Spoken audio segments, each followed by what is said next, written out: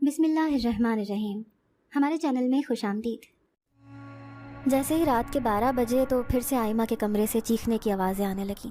چچی چچا نے جیسے ہی سنا کہ ان کی بیٹی پھر سے مصیبت میں ہے تو وہ دونوں ایک دم اس کے روم کی جانب بھاگے۔ میں بھی ان کے پیچھے بھاگا کیونکہ میں بھی آئمہ کو پریشانی میں نہیں دیکھ سکتا تھا، پر ہمیں اس کے روم کا دروازہ جیسے ہی بند ملا تو ہم لوگ ہر بار کی طرح اس دفعہ بھی بے بس ہو گئے۔ ہم نے کافی کوشش کی کہ اس کے روم کا دروازہ کسی طریقے سے کھل سکے، لیکن وہ تو اندر سے لاک تھا۔ ایک دفعہ تو چچا نے فیصلہ بھی کر لیا کہ اب وہ یہ دروازہ اتار کے رکھ دیں گے، کیونکہ آئمہ جب ہر ہفتے رات کو سونے کے لیے اپنے روم میں جاتی تو آدھی رات کو اس کی یہی چیخوں کی آوازیں سارے گھر میں گونجتی تھیں۔ ہم سب بہت پریشان تھے کہ نہ جانے اس کے ساتھ کیا ہوتا ہے۔ اگلے دن وہ بالکل ٹھیک ہوتی تھی، اس سے کوئی بھی سوال پوچھتا تو وہ کافی حیران پریشان ہو جاتی، کہتی تھی کہ میں تو سکون کی نیند سو رہی تھی، میرے ساتھ تو کچھ بھی نہیں ہوا۔ چچا چچی اس کی یہ بات سن کر کافی پریشان ہو جاتے۔ اگلے ہفتے میرے امتحان تھے تو میں نے جیسے ہی آئمہ کی چیخو پکار سنی تو اپنے کمرے میں ہی بیٹھا رہا۔ میرے اندر ہمت نہیں ہو رہی تھی کہ اس کی درد بھری چیخیں اس کے کمرے کے پاس سے سنوں۔ چچا چچی تو اس کے کمرے کی جانب چلے گئے، لیکن میں اپنے کمرے میں ہی بیٹھا رہا اور اپنی پڑھائی کرتا رہا۔ اس رات آئمہ کی حالت کچھ زیادہ ہی خراب ہو گئی تھی۔ اس کی چیخیں سارے گھر میں گونج رہی تھیں اور تھمنے کا نام ہی نہیں لے رہی تھیں۔ یہی دیکھ کر چچا نے ہمت کی اور وہ دروازہ توڑ دیا، تو آئمہ کو اس حالت میں دیکھ کر چچی نے بھی چیخیں مارنا شروع کر دی۔ میں سمجھ گیا تھا کہ آئمہ کے روم کا دروازہ ٹوٹ چکا ہے، تو فوراً سے اپنے روم سے نکل کر اس کی جانب چلا گیا۔ جیسے ہی میں نے دیکھا تو اس کے کمرے کی کھڑکی کا دروازہ کھلا ہوا تھا۔ آئمہ کے سارے بال اس کے چہرے پر بکھرے ہوئے تھے، اس کے چہرے پر خون کے نشان موجود تھے۔ وہ عجیب سے زخم دیکھ کر تو میں بھی خوفزدہ ہو گیا۔ چچا کافی پریشان ہو گئے، اس سے پوچھنے لگے کہ آئمہ میری بیٹی، بتاؤ کس نے تمہارے ساتھ یہ حرکت کی ہے؟ میں اسے چھوڑوں گا نہیں۔ پر آئمہ تو بس روئے جا رہی تھی، اپنے منہ سے کچھ بول ہی نہیں پا رہی تھی، جبکہ اس کی آنکھوں سے خوف صاف نمایاں تھا۔ وہ کافی سہمی ہوئی تھی۔ تبھی چچی کے سینے سے لگ کر وہ زاروں قطار رونے لگی۔ مجھ سے اس کی یہ حالت دیکھی نہیں جا رہی تھی۔ میرا دل کر رہا تھا کہ میں اس کے پاس چلا جاؤں، اسے حوصلہ دوں، لیکن میں نے اپنے جذبات پر قابو پایا، کیونکہ چچا چچی نہیں جانتے تھے کہ میں آئمہ کے لیے اپنے دل کے کسی کونے میں ایک نرم گوشہ رکھتا ہوں۔ میں نے خود پر قابو پایا اور بس دور سے کھڑے ہو کر آئمہ کو کہنے لگا کہ آئمہ صبر رکھو، تمہارے ساتھ کوئی کچھ بھی نہیں کرے گا، ہم سب لوگ تمہارے ساتھ ہیں، تم بتا دو کہ کس نے تمہارے ساتھ یہ حرکت کی ہے۔ لیکن آئمہ نے میری بھی ایک بات نہ سنی۔ چچا نے اسے آخری دفعہ کہا کہ آئمہ جلدی سے بتا دو، کیونکہ اگر کل پھر تمہارے ساتھ یہی سب ہوا تو تمہاری جان بھی جا سکتی ہے۔ ناظرین، اگر آپ کو آج کی یہ کہانی اچھی لگی ہو تو ویڈیو کو لائک ضرور کریں۔ اگر آپ کو ایسی دہشت ناک دل کو جکڑ دینے والی کہانیاں پسند ہیں تو ایسی ایک کہانی روزانہ سننے کے لیے ہمارے چینل کو سبسکرائب کریں۔ آئمہ اسی خوف سے کہنے لگی کہ بابا میں آپ کو سچ سچ بتاؤں گی، لیکن آپ کو میری بات کا یقین کرنا ہوگا۔ چچا بھی اس کی بات سن کر کافی حیران ہو گئے۔ وہ بولے کہ آئمہ تم میری بیٹی ہو، میں تم پر یقین نہیں کروں گا تو پھر کس پر کروں گا؟ ہم سب ہی تم پر آنکھ بند کر کے بھروسہ کرتے ہیں، اور ہم سب جانتے ہیں کہ تمہاری کوئی غلطی نہیں ہے۔ اس نے جیسے ہی اپنے ابا کی بات سنی تو اسے بھی حوصلہ ملا۔ اگلے ہی لمحے جیسے ہی چچا نے آخری دفعہ پوچھا کہ کس نے یہ سب کیا ہے، تو اس نے بایاں ہاتھ ہوا میں اٹھایا اور اپنے کانپتے ہاتھ سے میری جانب اشارہ کرنے لگی۔ وہ میرے چہرے کی جانب دیکھ رہی تھی، جبکہ اس کا اشارہ مجھ پر تھا۔ یہ سب دیکھ کر تو میری روح پرواز ہو گئی۔ میں نے کبھی زندگی میں بھی نہیں سوچا تھا کہ مجھے اتنا بڑا دھوکہ ملے گا۔ میں نے آج تک آئمہ سے اپنی محبت کا اظہار بھی نہیں کیا تھا، نہ ہی اسے کبھی ایسی نیت سے دیکھا تھا کہ میں اس کے ساتھ یہ سب کرتا، لیکن اس رات آئمہ نے مجھ پر الزام تراشی کر کے سب کچھ برباد کر دیا تھا۔ میں اسے کافی غیر یقینی حالت سے دیکھ رہا تھا، مجھے اپنی آنکھوں پر یقین نہیں آ رہا تھا۔ میں آئمہ کی جانب چلا گیا، اسے پوچھنے لگا کہ آئمہ تم ہوش میں تو ہو؟ تم مجھ پر یہ کیسا گھٹیا الزام لگا رہی ہو؟ اگلے ہی لمحے میرے سگے چچا نے مجھے دور دھکیل دیا، مجھے اتنی زور کا دھکا دیا کہ میں فرش پر جا گرا، پر مجھے اس کی پرواہ نہیں تھی۔ آئمہ نے تو میرا دل آسمان سے زمین پر پٹک دیا تھا۔ اس بات کا دکھ مجھے کافی زیادہ تھا۔ میں دوبارہ آئمہ کے پاس گیا، اسے جھنجھوڑنے لگا کہ آئمہ تم ہوش میں تو ہو؟ تم کیا بول رہی ہو؟ کیا میں نے تمہارے ساتھ یہ سب کچھ کیا ہے؟ کیا میں تمہارے ساتھ یہ سب کچھ کرتا آیا ہوں؟ سچ سچ بتاؤ آئمہ، تمہیں کسی سے ڈرنے کی ضرورت نہیں ہے۔ لیکن اگلے ہی لمحے آئمہ نے میری بات سن کر میرے دونوں ہاتھوں کو پیچھے دھکیل دیا اور چیخ کر بولی کہ ہاں تم ہی تو تھے، جب میرے اماں ابا اپنے روم میں چلے جاتے ہیں تو تم چھپ کر میرے کمرے میں آتے ہو اور کچھ چیز لینے کے بہانے مجھ سے زبردستی کرتے تھے، لیکن پھر تم نے مجھے دھمکی دی تھی کہ یہ سب کچھ کسی کو بھی نہ بتانا ورنہ ہم دونوں پکڑے جائیں گے۔ یہ نازیبا بات سن کر میرے ہوش اڑ گئے۔ میں دوبارہ سے کہنے لگا کہ ہوش میں آؤ آئمہ، یہ تم کیا کہہ رہی ہو؟ اس الزام تراشی کی وجہ سے میرے کردار پر آنچ آ رہی ہے جو کہ میں بالکل برداشت نہیں کر سکتا۔ لیکن اس سے پہلے کہ میں مزید کچھ بولتا، جب چچا نے میرے گال پر ایک رکھ کر تھپڑ مارا اور میں اوندھے منہ جا گرا۔ وہ کہنے لگے کہ دور ہو جاؤ میری بیٹی سے، خبردار جو تم نے اس سے کوئی بھی بات کی، تم نے جس تھالی میں کھایا اسی میں چھید کر دیا۔ تمہیں شرم آنی چاہیے۔ ہم تمہیں اپنا بیٹا سمجھتے تھے، لیکن تم نے ثابت کر دیا کہ تم ہمارا خون نہیں ہو۔ ہم نے تمہیں اس لیے پال پوس کر بڑا کیا تھا کہ تم ہماری ہی عزت پر ہاتھ ڈالو۔ جاؤ میرے گھر سے۔ چچا کی یہ باتیں میرے دل میں تیر کی طرح چبھ رہی تھیں۔ پھر میں نے ایک نظر آئمہ کو دیکھا جس کی آنکھوں میں خوف تھا۔ میں جان نہ سکا کہ وہ یہ جھوٹ کیوں بول رہی ہے، لیکن یہ تو سمجھ ہی گیا تھا کہ ضرور کسی نے اس پر دباؤ ڈالا ہے۔ میں اسے مزید کوئی بات نہیں کر سکا۔ میں نے ایک نظر مڑ کر اسے دیکھا جس کا وجود خوف سے کانپ رہا تھا، اور اپنے کمرے میں چلا گیا۔ میں نے کبھی نہیں سوچا تھا کہ یہ رات میری اس گھر میں آخری رات ہوگی، لیکن یہ سچ ہی تھا۔ میں نے جلدی سے ہی اپنی کتابیں سمیٹیں، 3-4 جوڑے اپنے ساتھ لیے اور اس گھر سے دور نکل گیا۔ آدھی رات ہو چکی تھی، کافی گہرا اندھیرا تھا، پر کوئی ٹریفک ہی نہیں تھی جس سے میں مدد لے پاتا، لیکن میرے پاس کچھ پیسے تو ضرور تھے۔ مجھے دور سے ایک بائک نظر آئی جس پر کوئی سوار تھا۔ میں نے ایک ہاتھ سے اشارہ کر کے اسے بلایا۔ وہ ہمدرد انسان تھا۔ جیسے ہی اس نے میری حالت دیکھی تو فوراً ہی اپنی بائک میری جانب بڑھانے لگا۔ میں نے اس سے مدد مانگی تو وہ بھی تیار ہو گیا۔ آدھے راستے میں پہنچ کر کہنے لگا کہ بھائی تم نے یہ تو بتایا نہیں کہ تم نے جانا کدھر ہے۔ میں نے اس سے کہا کہ بھائی تم مجھے کسی یتیم خانے میں اتار دو، میری منزل وہی ہے، میری قسمت میں وہی لکھا ہے۔ تو اس نے مجھ سے مزید سوال نہ کیا، بلکہ کچھ ہی دیر بعد اس کی بائک کسی یتیم خانے کے پاس رک گئی۔ میں نے جلدی سے اپنا سامان اتارا، اپنی جیب سے 1000 کا نوٹ اسے تھما دیا۔ میں جانتا تھا کہ 1000 کافی زیادہ ہے، لیکن اس وقت مجھے ہوش ہی نہیں تھی۔ میں نے جلدی سے اسے دیا اور اندر آ گیا۔ اللہ بخش نے مجھے دیکھا تو کافی حیران ہوا، شاید مجھے پہچان گیا تھا۔ تبھی آ کر میرے گلے لگ گیا، مجھے کافی پیار کرنے لگا۔ کہنے لگا کہ ولید تم نے کتنی دیر کر دی، میں تم سے کہتا تھا کہ تم ضرور آؤ گے، اور ہمارے ماں باپ کے علاوہ ہمارا کوئی اپنا نہیں ہوتا۔ یہ بات سن کر میں بھی آنسو بہانے لگا، جو اندھیرے کی وجہ سے اسے نظر تو نہیں آ رہے تھے۔ وہ مجھے میرے روم میں لے کر گیا۔ میں یہ دیکھ کر حیران رہ گیا کہ میرا روم بالکل ویسا ہی تھا جیسے میں کچھ سال پہلے چھوڑ کر آیا تھا۔ کہنے لگا کہ بیٹا مجھے معلوم تھا کہ تم جب جاؤ گے تو تم کچھ عرصے بعد ہی واپس آ جاؤ گے، اسی لیے میں نے تمہارا یہ روم کسی کو بھی نہیں دیا۔ میں اس کی جانب دیکھ کر مسکرایا اور اپنے کمرے کے اندر چلا گیا۔ جلدی سے دروازہ بند کیا اور بستر پر گر کر ماضی کی یادوں میں کھو گیا۔ آج سے 22 سال پہلے میں اپنے اماں ابا کے ساتھ کافی ہنسی خوشی زندگی گزار رہا تھا۔ اماں نے میرا نام کافی چاہت سے ولید رکھا تھا۔ ہم لوگ اتنے امیر نہ تھے، لیکن میرا اٹھنا بیٹھنا سب کچھ ہی اپنے چچا کے گھر ہوتا تھا۔ چچا مجھ سے پیار تو نہ کرتے، پر میں اس وقت اتنا سمجھدار نہ تھا۔ اماں مجھے کہتی تھی کہ بیٹا وہاں نہ جایا کر، پر میں جب بھی چچا کا وہ عالی شان گھر دیکھتا تو میرا دل ہی نہیں کرتا تھا کہ میں وہاں سے باہر نکلوں۔ میں کچھ بڑا ہوا تو چچا کے ہاں ایک بہت پیاری سی گڑیا نے جنم لیا، جس کا نام میں نے خود ہی آئمہ رکھا تھا۔ وہ کافی خوبصورت تھی، میں دن رات اسی کے ساتھ کھیلتا رہتا تھا۔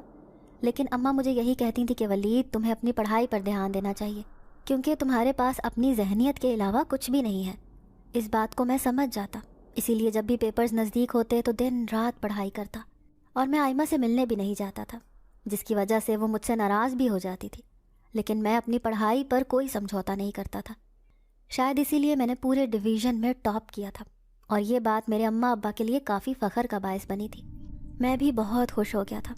اس وقت سے میں نے عزم کر لیا تھا کہ میں ڈاکٹر ہی بنوں گا۔ اماں مجھے سمجھاتی رہتی کہ ولید اگر تجھے ڈاکٹر بننا ہے تو پھر سب کچھ چھوڑنا پڑے گا، صرف اپنی پڑھائی پر دھیان دینا ہوگا۔ میں نے بھی یہی ارادہ کر لیا تھا، اور پھر کچھ ہی دن کے بعد میں نے میرٹ سے انٹری ٹیسٹ پاس کر لیا۔ لیکن میرا نام جس کالج میں آیا تھا وہ کافی دور تھا اور پہاڑی علاقہ تھا۔ پر اماں ابا کہنے لگے کہ تمہارے چچا بھی اسی لائن میں رہتے ہیں تو تم انہی کے پاس رہ کر پڑھ لینا۔ میں بہت ہی خوش ہو گیا تھا، کیونکہ اس طرح میں آئمہ سے بھی مل سکتا تھا۔ مجھے وہ دن آج بھی یاد ہے جب اماں ابا کافی چاہت سے مجھے ان کے گھر چھوڑنے گئے تھے۔ وہ جیسے ہی واپس گئے اس کے 1 گھنٹے کے بعد ہی ایک ان نون نمبر سے میرے چچا کو کال آئی۔ چچا نے جیسے ہی فون سنا تو ان کے ہاتھ سے موبائل فون گر گیا۔ انہوں نے یہ خبر ہمیں بھی سنائی تو میری تو روح فنا ہو گئی تھی۔ میں جان گیا تھا کہ میری دنیا اجڑ گئی ہے. میں نے کافی سال اسی سکتے میں گزار دیے. میں اپنی مرضی سے یتیم خانے چلا گیا تھا. مجھے میرے چچا نے بالکل نہیں کہا تھا، لیکن مجھے یہی لگتا تھا کہ اب میرے اماں ابا اس دنیا میں نہیں ہیں تو میں ایک یتیم ہوں اور میری منزل وہی یتیم خانہ ہے. ایک روز چوکیدار اللہ بخش مجھ سے کہنے لگا کہ ولید، تم سے کوئی ملنے آیا ہے. میں نے جیسے ہی باہر دیکھا تو آئمہ مجھ سے ملنے آئی تھی. اسے دیکھ کر میں کافی حیران ہو گیا کہ وہ میرے پاس آئی ہے. مجھ سے کہنے لگی کہ ولید، آج سے تم ہمارے ساتھ ہمارے ہی گھر پر رہو گے. میں نے اس کی بات سنی تو اسے انکار کر دیا، لیکن وہ میری کافی منتیں کرنے لگی کہ تم اکیلے نہیں ہو، ہم سب تمہارے ساتھ ہیں. اس نے مجھے جیسے ہی یہ حوصلہ دیا تو میں بھی تیار ہو گیا اور اس کے ساتھ چچا کے گھر چلا گیا. اس وقت چوکیدار نے مجھ سے وہ بات کی تھی، لیکن میں نے اس کی بات کو نظر انداز کر دیا تھا اور آئمہ کے ساتھ اس کے گھر پر رہنے لگا تھا.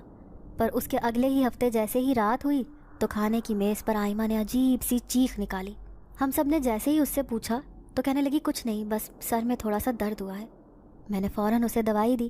اس پر اس نے دوائی لینے سے انکار کر دیا کہ یہ درد خود ہی ختم ہو جائے گا. اس کے فوراً بعد وہ اپنے کمرے میں چلی گئی. یہ بات میرے لیے کافی عجیب تھی.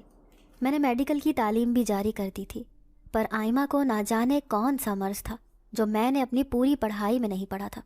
اس کی طبیعت اچانک سے خراب ہو جاتی تھی، لیکن اس روز اس کے روم کا دروازہ کھلا تھا. یہی سوچ کر میں اس کے پاس چلا گیا. جب وہ مجھ سے کہنے لگی کہ تم دور ہو جاؤ، تم میرے پاس مت آؤ، میں اس سے دور ہو گیا. لیکن چچا چچی اس وقت کسی شادی پر شہر سے باہر گئے تھے. اگلے ہی لمحے میں نے آئمہ کے وجود کو دیکھا تو اس کے ہاتھ پاؤں ٹیڑھے ہو رہے تھے. اس کا وجود کانپ رہا تھا جبکہ اس کے بال اوپر کی جانب اٹھے ہوئے تھے. یہ عجیب منظر دیکھ کر میرا دل تیزی سے دھڑکنے لگا. مجھے یہ لگا کہ اسے مرگی کا دورہ پڑ رہا ہے، لیکن جس طرح کی حرکتیں وہ کر رہی تھی اس سے یہ اندازہ لگانا ناممکن تھا. اگلے ہی پل اس کے روم میں ایک تیز ہوا کا جھونکا آیا.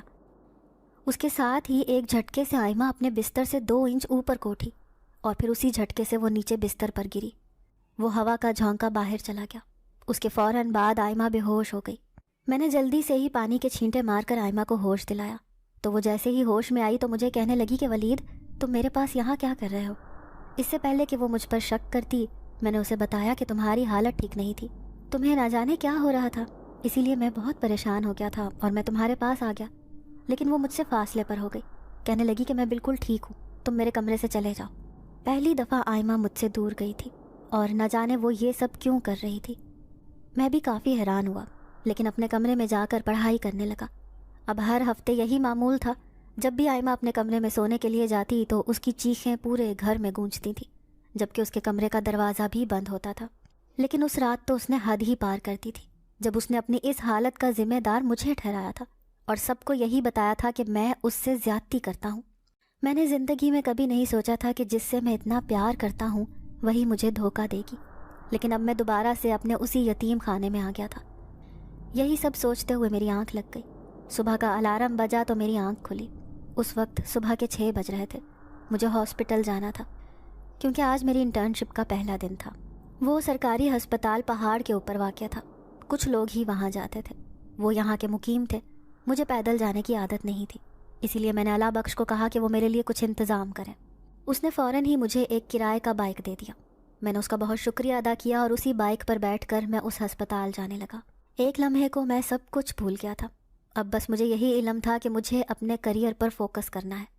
میں جیسے ہی ہسپتال پہنچا تو میرے ارد گرد عجیب سی ہوا چلنے لگی. میں ایک ہی اسٹوڈنٹ تھا جس کی انٹرنشپ اس ہسپتال میں لگی تھی، ورنہ میرے علاوہ یہاں پر کوئی بھی نہیں تھا. شاید میں نے ٹاپ کیا تھا اسی لیے یہ ہسپتال میرے حصے میں آیا تھا. پر یہ ہاسپٹل کافی پراسرار تھا. مجھے تو کافی سردی لگ رہی تھی، میں کانپ رہا تھا. میں نے اپنا اوور آل پہنا اور اندر چلا گیا. لیکن جیسے ہی اندر گیا تو میں حیران ہو گیا تھا کیونکہ ہسپتال میں کافی اندھیرا تھا. میں نے یہاں وہاں نظر دوڑائی تو مجھے کوئی بھی دکھائی نہیں دیا. اگلے ہی لمحے ایسے لگا جیسے کسی نے مجھے دھکا دیا ہو. میں فوراً ہی فرش پر گر گیا، لیکن میرے آس پاس کوئی بھی موجود نہیں تھا. نہ جانے میرے ساتھ کیا ہو رہا تھا. میں نے سامنے نظر دوڑائی تو مجھے ایک شخص دکھائی دیا جس کی پیٹھ میری جانب تھی اور وہ فون پر کسی سے بات کر رہا تھا.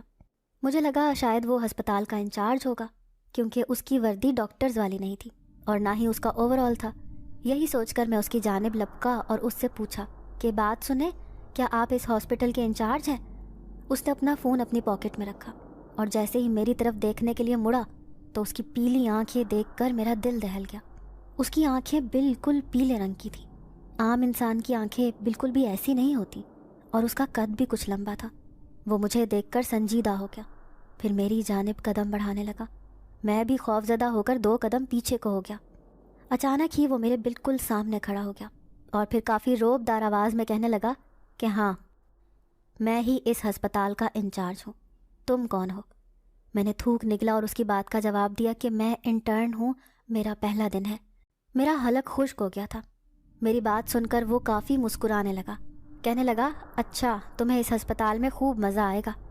یہ میرے لیے ناقابل یقین سی بات تھی کہ اس نے ایسی بات کہی ہے۔ میں نے اپنے چہرے کے زاویے بگاڑے، اسے بھی معلوم ہو گیا۔ پھر کہنے لگا کہ یہ ایسا ہسپتال ہے جدھر یتیموں کا مفت علاج کیا جاتا ہے، اسی لیے یہاں پر کسی سے کوئی پیسے نہیں لیے جاتے۔ پھر میں نے اسے جواب دیا کہ پھر یہ ہسپتال چلتا کیسے ہے؟ تو وہ کہنے لگا کہ یہ سرکاری ہسپتال ہے، حکومت کے پیسوں سے ہی چلتا ہے، اور جب اسے پیسوں کی ضرورت ہو تو یہ فنڈز وغیرہ اکٹھے کرتا ہے۔ اس کی اس بات پر مجھے یقین آ گیا تھا۔ وہ جانے لگا جب میں نے اسے دوبارہ سے روک لیا اور اس سے پوچھنے لگا کہ کیا میرے علاوہ یہاں پر کوئی ڈاکٹر نہیں ہے؟ تو کہنے لگا کہ تم انٹرن ہو اور تمہیں یہاں کے ان معاملات سے کوئی غرض نہیں ہونی چاہیے، تم اپنے کام سے کام رکھو تو بہتر ہوگا۔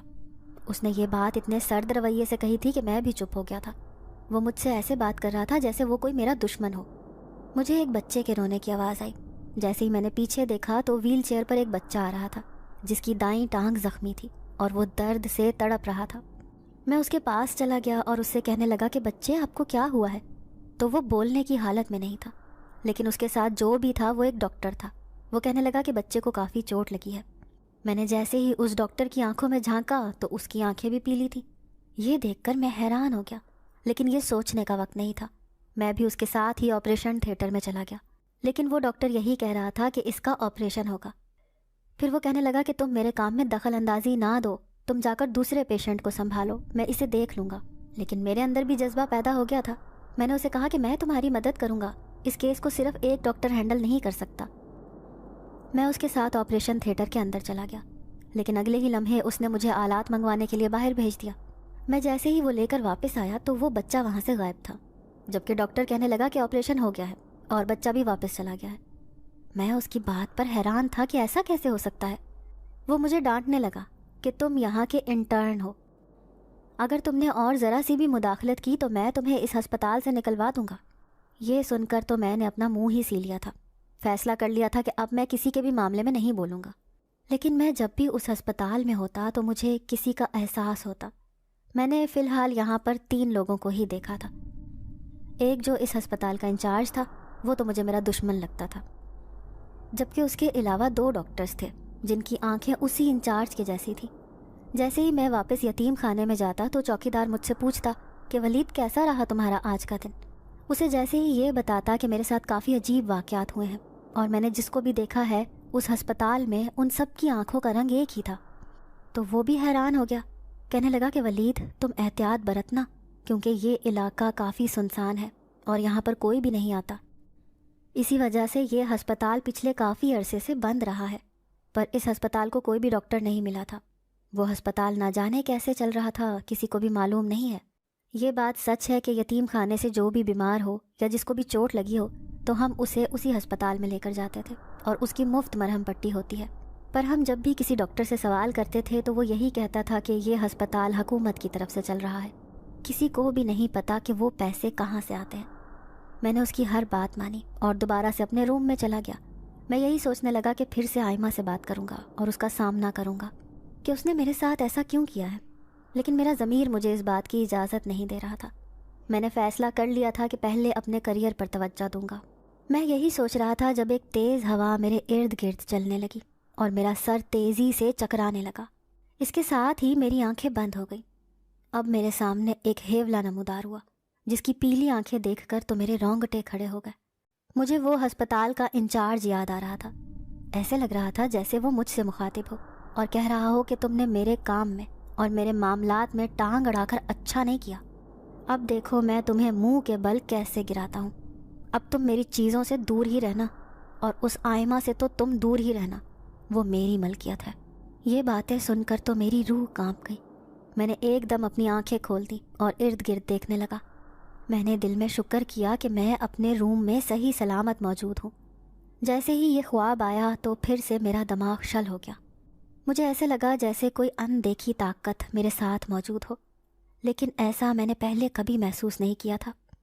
میں نہیں جانتا تھا کہ میرے ساتھ یہ سب کیوں ہو رہا ہے۔ مجھے بس اپنے کریئر پر توجہ دینی تھی۔ میں آئمہ کا خیال اپنے ذہن سے نکالنے لگا، لیکن چاہ کر بھی میرا دل اس کی طرف سے ہٹ نہیں پا رہا تھا۔ اگلے دن میں جیسے ہی ہسپتال پہنچا تو مجھے وہ انچارج کہیں دکھائی نہیں دے رہا تھا۔ آج میں نے فیصلہ کیا تھا کہ میں اس انچارج کو غور سے دیکھوں گا، کیا پتہ اس کا آئمہ کے ساتھ کوئی چکر ہو، لیکن وہ مجھے کہیں دکھائی نہیں دیا۔ اچانک ایک سیٹ پر مجھے اس کا وہ لانگ کوٹ دکھائی دیا۔ میں نے جیسے ہی اس کوٹ کو دیکھا تو وہ کافی پھٹا پرانا لگ رہا تھا۔ اچانک میری نظر اندر موجود ایک تصویر پر پڑی۔ جیسے ہی میں نے وہ تصویر نکالی تو میرے ہوش اڑ گئے۔ مجھے ایسے لگا جیسے کسی نے مجھے کھائی میں دھکیل دیا ہو، کیونکہ وہ تصویر کسی اور کی نہیں بلکہ آئمہ کی تھی۔ وہ اس کے بچپن کی تصویر تھی جس میں وہ کافی کھلکھلا رہی تھی۔ لیکن جیسے ہی میں نے غور کیا تو مجھے یاد آیا کہ یہ تصویر تو میری سالگرہ پر آئمہ نے بنوائی تھی اور اس کے ساتھ میں ہی کھڑا تھا۔ میں نے غور کیا تو اس کے ساتھ کا کچھ حصہ جلا ہوا تھا۔ میں جان گیا تھا کہ انچارج نے یہ جگہ جلا دی ہے۔ میں ابھی یہی تصویر دیکھ رہا تھا جب اس نے میرے ہاتھ سے جھٹ سے وہ تصویر کھینچ لی اور مجھے دھکا دیا۔ میں فرش پر گر گیا۔ وہ کہنے لگا، تمہاری ہمت کیسے ہوئی میری چیزوں کو ہاتھ لگانے کی؟ اس کی آنکھیں اتنی چمک گئی تھیں کہ مجھے ان میں دیکھنے سے کوفت ہو رہی تھی۔ میں زیادہ دیر اس کی آنکھوں میں جھانک نہ سکا، لیکن ابھی میں سنبھلتا کہ جب اس نے مجھے ایک تھپڑ مارا اور میں دوسری جانب جا گرا۔ وہ جگہ اتنی سنسان تھی اور ہسپتال کے پچھلے حصے میں واقع تھی، جدھر کسی کا کبھی کوئی چکر نہیں لگتا تھا، اسی لیے کسی نے ہماری لڑائی نہیں دیکھی۔ میں نے ہمت کی اور میں بھی اس پر جھپٹا، لیکن اگلے ہی لمحے وہ وہاں سے غائب ہو گیا۔ میں نے اسے اوپر سے نیچے ہر جگہ دیکھ لیا، لیکن وہ اچانک سے بجلی کی تیزی کے ساتھ غائب ہوا تھا۔ اگلے ہی لمحے مجھے آئمہ کا خیال آیا۔ میرے دل میں ہول اٹھنے لگے کہ کہیں وہ آئمہ کے ساتھ کچھ غلط نہ کر دے۔ یہی سوچ کر میں آئمہ کی جانب بھاگنے لگا۔ اس وقت وہ اپنی میوزک کلاس لیتی تھی، میں جانتا تھا، اسی لیے میں اس سے ملنے اسٹوڈیو چلا گیا۔ وہاں پر ہر کسی کو آنے کی اجازت ہوتی تھی۔ میں نے جیسے ہی اسے دیکھا تو وہ اکیلی ایک بینچ پر بیٹھی تھی، جبکہ اس کے آس پاس کوئی موجود نہیں تھا۔ اگلے ہی لمحے میرے ہوش اڑ گئے۔ وہ کسی کو دیکھ کر مسکرا رہی تھی، لیکن وہاں سامنے کوئی بھی موجود نہیں تھا۔ اس کے ہونٹ ہل رہے تھے، ایسے لگ رہا تھا جیسے وہ کسی سے بات کر رہی ہو۔ اچانک ہی اس نے اپنا ایک ہاتھ ہوا میں اٹھایا اور کسی سے اپنا ہاتھ ملانے لگی۔ یہ دیکھ کر میری روح فنا ہو گئی، کیونکہ اس کے سامنے کوئی بھی موجود نہیں تھا۔ میں جان گیا تھا کہ وہ جو بھی ہے وہ ایک سایہ ہے جو کہ آئمہ کو اپنے شکنجے میں جکڑ چکا ہے۔ آئمہ وہاں سے اٹھ کر اس کا ہاتھ تھام کر میری جانب آ رہی تھی۔ میں جھٹ سے پیچھے ہٹ گیا۔ میں واپس جانا چاہتا تھا، لیکن میں نے جیسے ہی سامنے دیکھا تو وہ انچارج میرے سامنے کھڑا مجھے خونی نظروں سے دیکھ رہا تھا۔ وہ میری بے بسی پر میرا مذاق اڑا رہا تھا۔ صاف معلوم ہو رہا تھا کہ جیسے وہ اپنی جیت کا جشن منا رہا ہو۔ مجھ پر خوف طاری ہو گیا، کیونکہ میں جانتا تھا کہ میرے سامنے کوئی آدم زاد نہیں بلکہ کسی آسیب کا سایہ ہے۔ اسی لیے میرا وجود پسینے سے تر ہو گیا تھا۔ اگلے ہی لمحے میں نے اپنے دل میں آیت الکرسی کا ورد کرنا شروع کر دیا۔ دوسری طرف اس سائے نے اپنے سر پر ہاتھ رکھے اور کافی چیخنے لگا۔ ایسا محسوس ہو رہا تھا جیسے اسے بہت تکلیف ہو رہی ہو۔ مجھے اور بھی ہمت ملی، میں نے اور اونچی آواز سے آیت الکرسی پڑھنی شروع کر دی۔ جیسے ہی وہ میرے سامنے سے غائب ہوا تو میرے دل کو سکون ملا، میری سانس بحال ہوئی۔ لیکن اب میں آئمہ کو تلاش کرنے لگا۔ آئمہ تو واپس اپنے گھر جا رہی تھی، یہی سوچ کر میں اس کا پیچھا کرنے لگا۔ میں نے بھی بائک چچا کے گھر کی جانب دوڑا دی۔ میں دوبارہ سے اپنے چچا کے گھر پر موجود تھا۔ چچا نے جیسے ہی مجھے دیکھا تو کہنے لگے، دوبارہ قدم رکھنے کی تمہاری ہمت کیسے ہوئی؟ میں نے چچا سے اجازت مانگی کہ آئمہ کے ساتھ بہت برا ہوا ہے، اس پر کسی آسیب کا سایہ ہے، میں اسے ایسے نہیں چھوڑ سکتا۔ کہنے لگے، تم کون سی صدی میں جی رہے ہو؟ تمہیں ابھی بھی ان باتوں پر یقین ہے؟ وہ آسیب تم ہی تھے جو میری بیٹی پر بری طرح سے قابض ہو گئے تھے، اور اب جب ہم پر تمہاری پول کھل گئی ہے تو پھر تم دوسرے بہانے بنا رہے ہو۔ میں نے چچا کو کافی یقین دلایا، لیکن انہوں نے میری ایک بھی نہ سنی اور مجھے گھر سے نکال دیا۔ لیکن میں اب اور بھی ڈٹ گیا تھا، میں کسی صورت آئمہ کو مصیبت میں نہیں چھوڑ سکتا تھا۔ میں رات کا انتظار کرنے لگا۔ جیسے ہی آدھی رات ہوئی تو مجھے ایسے لگا جیسے میرے ارد گرد دوبارہ سے وہی تیز ہوا چلی ہو۔ میں جان گیا تھا کہ وہ سایہ پھر مجھ پر حاوی ہو رہا ہے، لیکن میں نے آیت الکرسی کا ورد کیا تو وہ مجھ سے دور ہو گیا اور وہ ہوا بھی بند ہو گئی۔ میں نے شکر کیا۔ اب کھڑکی کی جانب سے آئمہ کے روم میں پھلانگنے لگا۔ میں چاہتا تھا کہ میں اس کو دیکھ سکوں، لیکن میں نے جیسے ہی آئمہ کے روم کا منظر دیکھا تو میرا دل دہل گیا، کیونکہ آئمہ اپنے بیڈ پر لیٹی ہوئی تھی جبکہ وہ درد سے تڑپ رہی تھی۔ میں فوراً سے آیت الکرسی پڑھ کر اس کے روم کے اندر پھونکی۔ اچانک سے وہ آصف غائب ہو گیا اور وہ سایہ واپس ہوا بن کر دور چلا گیا، جبکہ آئمہ بے ہوش ہو گئی۔ میں جلدی سے اس کے روم کے اندر گیا اور اسے ہوش دلانے لگا۔ جیسے ہی اسے ہوش آیا تو مجھے دیکھ کر وہ تڑپ اٹھی، کہنے لگی تم یہاں کیا کر رہے ہو؟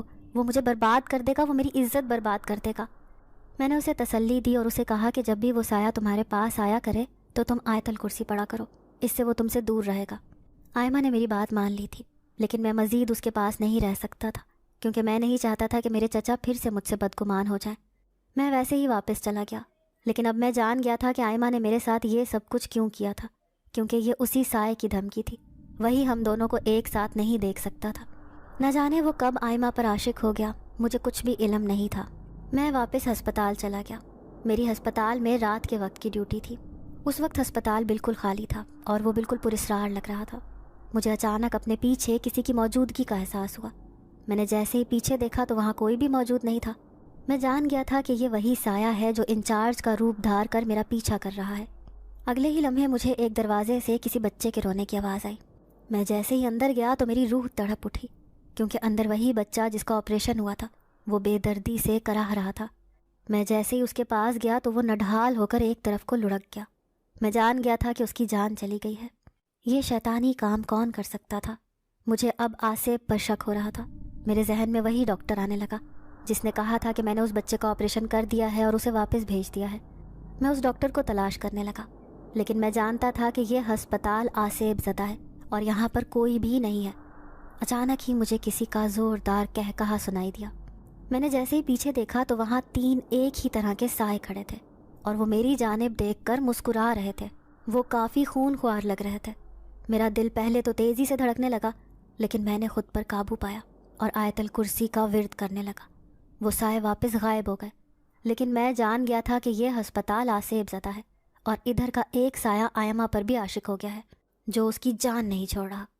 اگلے دن ہی میں نے فیصلہ کر لیا اور چوکیدار کو یہ سارا معاملہ بتایا۔ وہ کہنے لگا کہ ولید، تم ایک عامل کے پاس جاؤ اور اسے اس ہسپتال میں لے کر جاؤ، وہ تمہیں ساری سچائی سے باخبر کر دے گا اور پھر تمہیں کچھ کرنے کی بھی ضرورت نہیں پڑے گی، آئمہ بھی بالکل ٹھیک ہو جائے گی۔ میں نے اگلے دن ہی عامل تلاش کیا۔ وہ پہاڑ کے کسی غار میں رہتا تھا۔ میں جیسے ہی اس کے پاس گیا تو مجھے دیکھ کر وہ میرا ارادہ بھانپ گیا۔ مجھے اسے کچھ بھی بتانے کی ضرورت نہیں پڑی۔ وہ میرے ساتھ ہسپتال چلا گیا۔ اس نے چاروں جانب کچھ پڑھ کر پھونکا جو کہ میرے علم میں نہیں تھا، لیکن یہ اس کا ایک عمل تھا جس کے ذریعے وہ آصف کو اپنے قابو میں کر سکتا تھا۔ پھر کچھ دیر کے بعد اس نے زمین میں سے ایک مٹی اٹھائی اور اپنی مٹھی میں بند کر لی۔ اس نے کچھ پڑھ کر اس مٹی پر پھونکا تھا، مٹی دور اچھل گئی۔ میں اس سے پوچھنے لگا کہ بابا جی، کیا آپ مجھے بتا سکتے ہیں کہ اس ہسپتال میں آخر کس کا سایہ ہے؟ تو وہ کہنے لگا کہ بیٹا، یہ ہسپتال کافی زیادہ پرانا ہے، یہاں پر کوئی بھی نہیں آتا، اور اسی لیے نہیں آتا کیونکہ اس پر جنات کا سایہ ہے، جبکہ جنات کا سردار دکھاوے کے لیے تو سب یتیم بچوں کا مفت علاج کرتا ہے، لیکن اسے جو بھی بچہ صحت مند نظر آئے تو وہ اسے اپنے پاس چھپا لیتا ہے، کیونکہ اس سے انہیں طاقت ملتی ہے اور ان بچوں کا فائدہ اٹھاتا ہے۔ اس طرح کسی کو بھی بھنک بھی نہیں پڑتی کہ وہ یتیم بچے کہاں چلے جاتے ہیں، سب کو یہی لگتا ہے کہ وہ اپنے گھر واپس چلے جاتے ہیں۔ عامل کی بات سنی تو مجھے آئمہ کا خیال آیا۔ میں کہنے لگا کہ بابا جی، میری ایک کزن بھی اس کے سحر میں مبتلا ہے، میں ایسا کیا کروں کہ میری کزن اس سے دور ہو جائے؟ وہ کہنے لگا کہ تم اپنی کزن کو سمجھاؤ، آئمہ کافی اچھی بچی ہے، وہ سلجھی ہوئی ہے، اسے چاہیے کہ وہ 5 وقت کی نماز ادا کرے، اس سے یہ سایہ دور ہو جائے گا اور وہ کسی شیطانی سوچ سے بچ جائے گی۔ یہ آصف ایک کافی خوبصورت لڑکے کی شکل میں اس کے سامنے جاتے ہیں، جس کی وجہ سے آئمہ اس کی خوبصورتی میں کھو جاتی ہے، اسی لیے اس نے تمہیں بھی دھوکہ دیا ہے۔ میں عامل کی بات پر حیران ہو گیا۔ اس نے مجھے ایک پانی دم کر کے دیا، کہنے لگا کہ تم یہ آئمہ کو پلانا، وہ ضرور ٹھیک ہو جائے گی۔ میں نے وہ پانی کی بوتل اٹھا لی اور اپنے ساتھ دوبارہ سے یتیم خانے لے کر چلا گیا، لیکن میں آئمہ تک کیسے جاتا؟ میرے چچا تو مجھے اب گھر پر بھی نہیں آنے دیتے تھے۔ یہی سوچ کر میں نے عامل کو اپنے ساتھ لیا اور چچا کی جانب چلا گیا۔ چچا نے جیسے ہی مجھے اس عامل کے ساتھ دیکھا تو کہنے لگے کہ ہمیں جنات پر بالکل بھی یقین نہیں ہے، تم اس بابے کو باہر لے جاؤ۔ لیکن میں نے چچا کو یقین دلایا کہ آئمہ پر کسی جن کا سایہ ہے۔ وہ تبھی روز ہر ہفتے اسی تکلیف سے گزرتی تھی، کیونکہ اس کے ساتھ آصف ہیں جو اسے تنگ کرتے ہیں۔ چچا میری بات سن کر کافی حیران ہوئے انہوں نے آئمہ کو بلایا. کہنے لگے کہ بیٹا تم بتاؤ, کیا ولید ٹھیک کہہ رہا ہے؟ کیا تم نے ولید پر الزام لگایا تھا؟ تو آئمہ نے اپنا سر جھکا لیا. اسے کافی شرمندگی ہونے لگی. وہ کچھ نہ بولی, لیکن اس کے چہرے کے تاثرات سب کچھ بتا رہے تھے. چچی بھی کافی پریشان ہو گئی. اچانک سے ہی آئمہ کا سر چکرانے لگا.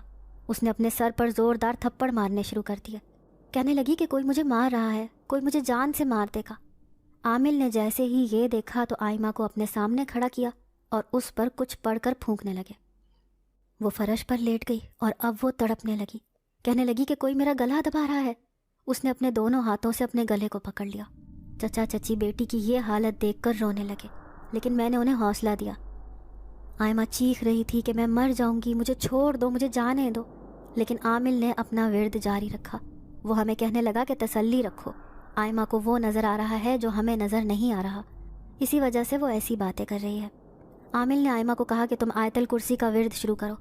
آئمہ نے اونچی آواز سے آیت الکرسی پڑھنا شروع کر دی. اچانک ہی اس کی حالت سنبھلنے لگی. اگلے ہی پل میں وہ ایک جھٹکے سے فرش پر گر گئی. وہ بے ہوش ہو گئی تھی. چچا چچی نے آئمہ کو اپنے ساتھ لگا لیا, جبکہ اب میں عامل سے پوچھنے لگا کہ آخر ایسا کیا ہوا ہے کہ اس کی ایسی حالت ہے. عامل کہنے لگا کہ آئمہ جب چھوٹی سی تھی تو شاید طبیعت خراب ہو گئی تھی.